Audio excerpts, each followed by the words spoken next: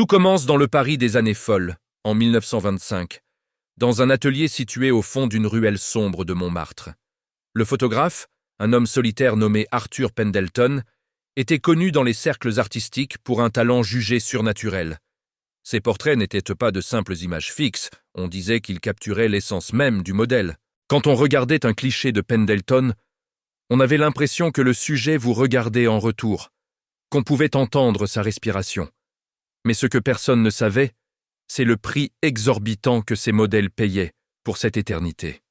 Le drame commence avec une jeune femme nommée Élise, une danseuse pleine de vie et de lumière. Elle se rendit chez Pendleton pour un portrait destiné à son amant. Lorsqu'elle entra dans l'atelier, la pièce était plongée dans une pénombre rouge, saturée par une odeur de produits chimiques. Pendleton l'installa devant l'appareil, un vieil appareil en bois avec un soufflet en cuir usé. Il lui demanda de fixer l'objectif sans ciller, de penser à son souvenir le plus cher. Le flash éclata avec une violence inouïe, déchirant l'obscurité. Élise sortit de la séance en tremblant, pâle comme un linge. Elle se plaignait d'un froid glacial à l'intérieur de son crâne.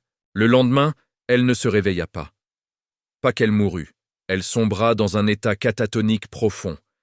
Elle était toujours vivante, son cœur battait, mais son regard était vide. C'était comme si son esprit avait été aspiré. Son fiancé, un jeune médecin nommé Lucien, refusa d'accepter le diagnostic médical. Il se souvint du studio de Pendleton. Poussé par le désespoir, il se rendit à l'atelier en plein milieu de la nuit. La porte n'était pas verrouillée. L'intérieur du studio donnait la chair de poule. Les murs étaient couverts de centaines de cadres, mais tous étaient retournés. Lucien traversa la pièce et poussa la porte du laboratoire de développement. Là, il découvrit l'horreur. Des centaines de bocaux étaient alignés, remplis d'un liquide trouble.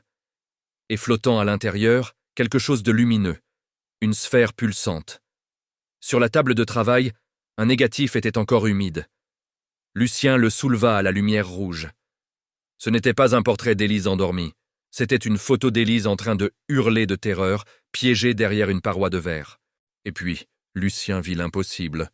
La bouche de l'image bougeait. Le négatif émettait le son d'une voix qui appelle à l'aide. C'est à ce moment que la voix de Pendleton résonna derrière lui. « Elle est magnifique, n'est-ce pas ?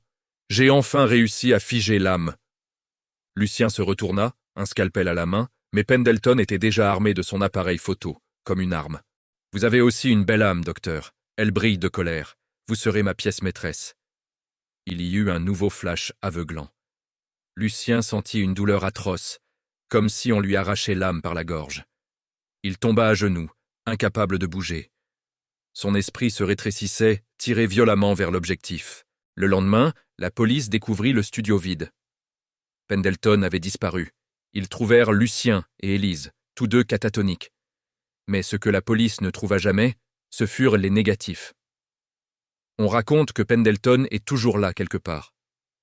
Si un jour un photographe vous demande de regarder fixement son objectif sans ciller, refusez. Car c'est vous qu'il veut capturer. Merci d'avoir écouté cette histoire. Si les mystères vous passionnent, abonnez-vous pour d'autres intrigues encore plus passionnantes.